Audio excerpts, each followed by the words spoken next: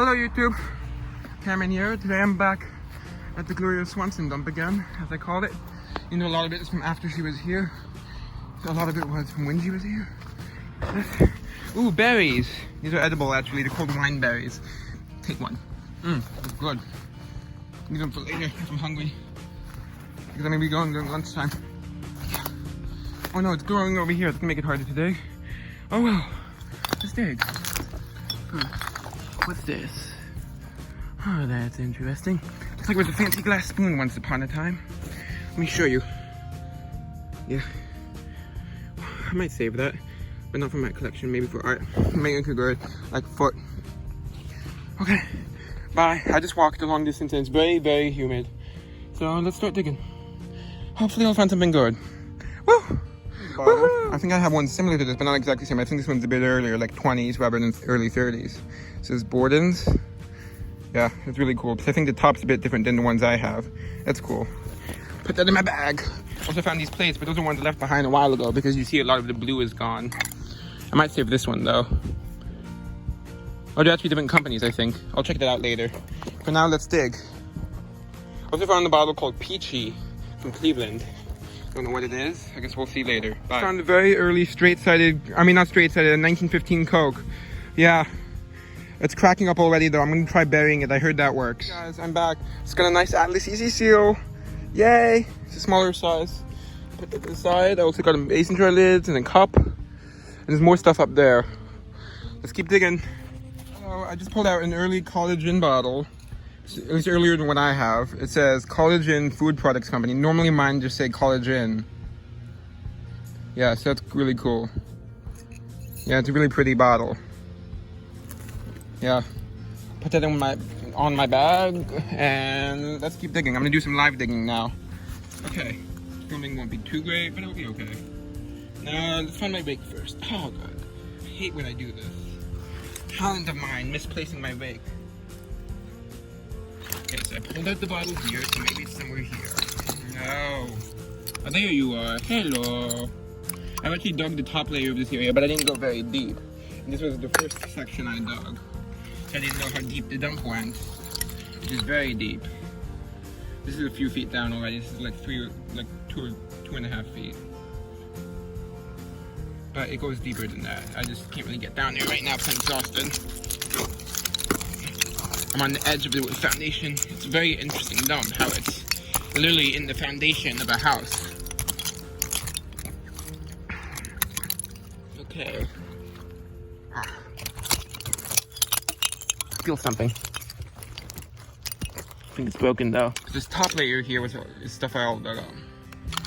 Yeah, it'd be nice if I could rebury it for the people who live here.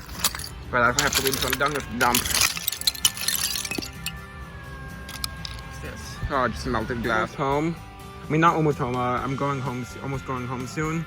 Yeah, I'm gonna go pretty much. I would just do some surface hunting. I'm about to leave. I wanted to show. These are giant bottles. But if you see any bottles like that, that you think I'm leaving behind that you want, all you have to do is pay for shipping, and I'd probably be willing to ship it, depending on, of course, how big it is. But like for example, there's these big ones which are like half a gallon sodas, or well, it could be champagne, but it is a crown top, so I'm not sure. It's the base. Sorry, one second, I'm checking for, I think there might be a Maker's Mark, but I'm not sure. I have a bunch of those. One there, and I just pulled out another one today. And yeah, just, most of them are unembossed. Ooh, that's a cool one. Actually, I might keep that. It's kind of like a turn mold here. Is it blown? Let's see, where's the seam? Ooh, it's kind of pretty. I think I'll take that. Don't know that I'll keep it, but I think I'll take it. Just to be sure, because it is blown. And if not, then I'll end up selling it probably. But I'd be willing to give it away with one of my viewers if I don't end up keeping it for myself. Oh, that's a nearby brick. Hello, I'm back with the review. Let's get started. First is, I found a section of them that's melted, which I did dig in for a little bit, and I found all the bottles that were melted. But I got some interesting pieces. Let's show them in the light. Some of them have recognizable parts, this one not so much. It does look kind of cool in the light though. Focus. That's good glare. Oh, that's pretty cool though. Okay, let's keep going. there's this piece, which is pretty cool. That's like multicolored. Some of it is a cool one. Fortunately, they're very cracked up, of course, from the heat. Here's the biggest one. Also one of the most recognizable pieces. The most recognizable one is the next one. I know it was up against there to make that texture. Yeah. And here's probably my favorite one, simply because it's the most recognizable. I think it might all be one bottle. You see there's the top of a crown top right there that's flattened out. Here's the base with a Dean and Diamond, which I believe is Dominion Glassworks from Canada, if I'm not mistaken. Could be like early 30s probably. That's all the pieces. And here's something I want to tell you about, which is if you use copper wire, which you can literally find in dumps, and cut it up into like pieces like this long, you can put them and shake them inside a bottle, like fill a bottle like about even just 1/8 of the way with the stuff, or less sometimes, but the more you put it in within reasonable limits, the better it works. And then you shake it for like 2 or 3 minutes, and it gets all the dirt that you can't reach with like a bottle brush or something. Well, not all, but most of it. It's part of what you do for bottle tumbling with like the machines, is to put like cut up copper shavings inside the bottles. Yeah, it's basically more do-it-yourself version. Okay, this I think might be the top of a shaving razor. Like the blade part is missing, the part where the blade would go on. That's what I think it is. Possibly. Okay, now let's get on. This is plain button. And there's a mason jar lid, which I think is ball. I took it off of a broken jar. You can see there's still traces of the rubber seal on there. And this plain stopper. It's a pretty short one. Yeah, so I'll put that in a bottle. And this I find, this is different from the ones I normally find actually. The ones I normally find are like, I'll show you a comparison. Because it's a much shorter and squatter. I think it's older, that's why. It says property of Borden's farm products, I think. There, it's the same embossing pretty much, but it's different design. Like this one has lines rather than like ribbing. You can see. And let me put them side by side, one moment. It's gonna take a second. You can see the difference here in the top. Like this one has more longer and stuff. This is more of a squat one. I think it's like an earlier one, and that's why. This one's not in very good condition. But I dig a lot of this kind of done, but not. I don't think I've ever done one like this, which I think is older. Yeah, you can see the difference pretty clearly. This one has more of a narrower neck. The other one doesn't really have much of a neck. Okay, next this is peg A. I've dug quite a lot of these in the past. I only dug 2 at this time though, from like the early 30s or 20s. It's a pretty cool base though, because it's debossed, but it's not embossed on the front unfortunately, so I probably won't keep it, even though it is kind of a pretty bottle. Yeah. Then this bottle, which is pretty interesting, because you see, like it's very bubbly and stuff. It's blown in a mold. I think no, it's not blown in a mold, but it's like early machine made. It's very bubbly. That's what makes me think that. Yeah, you can see a bubble right there. There's a big one. There's quite a few, like there, for example. Can only get focus. But the interesting thing is that it's a Bacardi, which I know that brand still exists today. I'm guessing, I don't know if it's early for the company, but I know it's a very old one.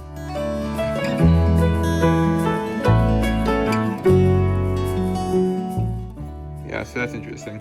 Most of these, a lot of the wine bottles I found are definitely pre-prohibition, which makes me think, but based on the age of most of the stuff in the dump, I think it might have been like bootleg stuff.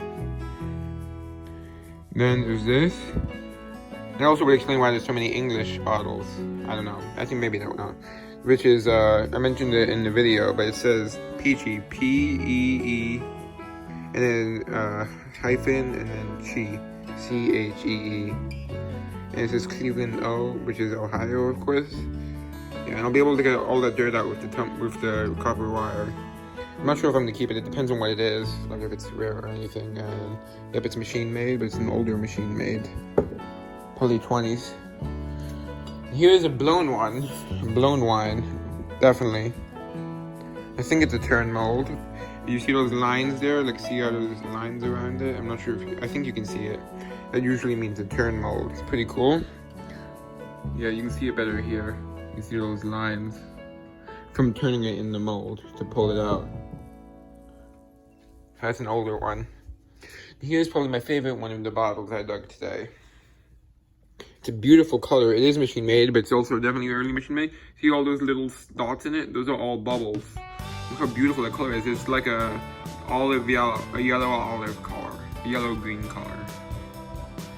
And interestingly, also, it's more like a yellow. It's a very yellow color, which is really cool. It's very interesting bottom mark. It's basically a yellow bottle. Yeah, that's really cool. And the weird thing about this dump is it has like this kind of staining on it, which I assume is staining, but it doesn't. I can't really get it off. Yeah, that's so beautiful. It looks more yellow in person, actually. Yeah, and there's tons and tons of bubbles. So that's the kind of, and I see it has kind of a crooked neck. I'll show you. I'm not sure if you can see that. It's a slight tilt to it. You can see it better here. Let me get that to focus. You can kind of see it has a slight tilt to it, which is pretty cool. I think it was made like that. I don't think it's melted. That's really cool. It's my favorite find, probably my favorite find today. I mean, what technically was yesterday. And here's an earlier, at least compared to what I already have, College Inn tomato juice bottle. Because I think it's earlier. Yeah. That T in the triangle is like 20s, so it's probably earlier. And I'll show my other one after I show this. Okay, so College Inn food products. The one I normally dig just says College Inn, and the wing is much wider. It looks a lot like a cocktail shaker kind of thing. Interesting. So maybe it was meant for, like, I don't know, making Bloody Marys or something like that. I don't know. Pretty cool, probably from the 20s. It had part of the lid, but with a hole in the top and stuff. I got as much as I could off, but still some rust stains and stuff. Yeah. I'll show the other one now.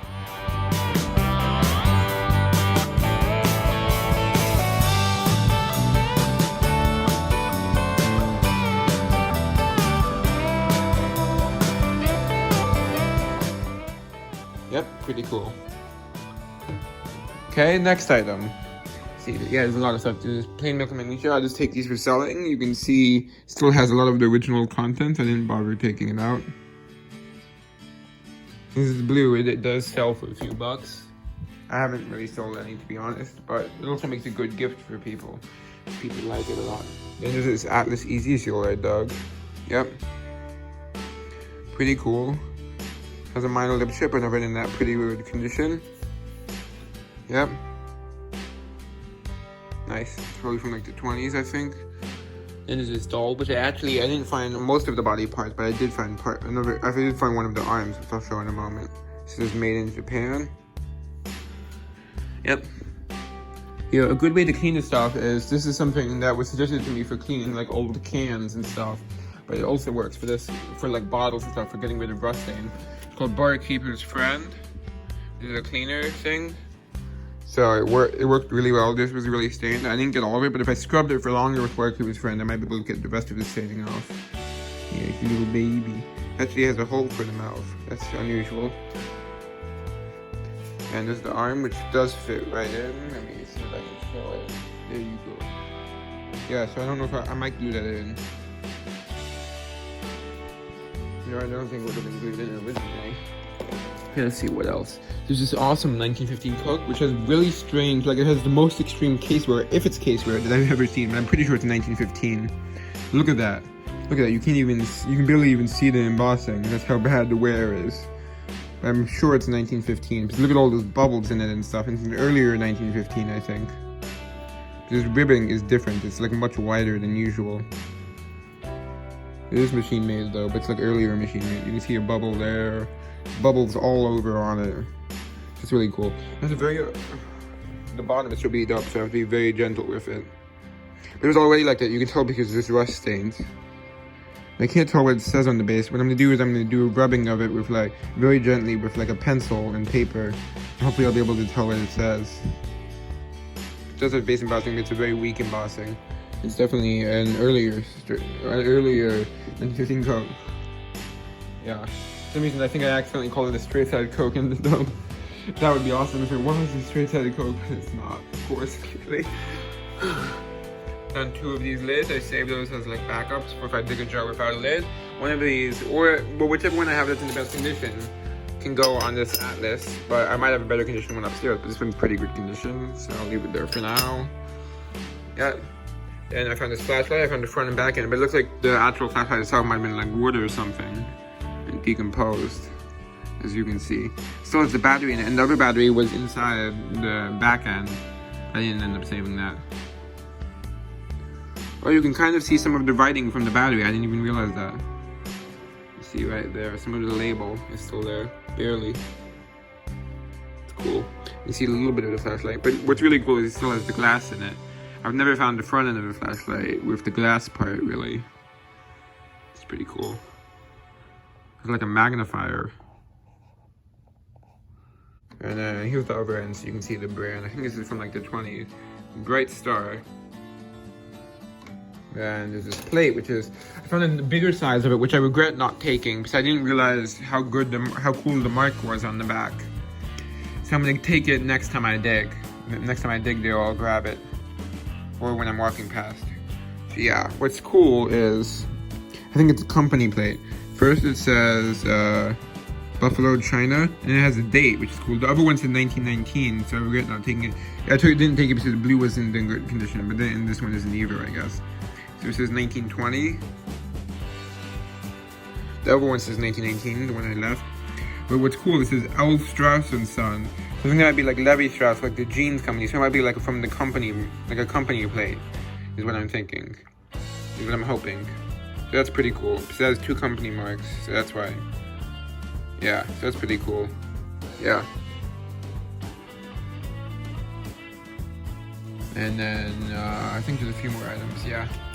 There's this interesting thermometer. It says a bathtub thermometer. It says Taylor. You know how I know it's a bathtub thermometer? Look at this.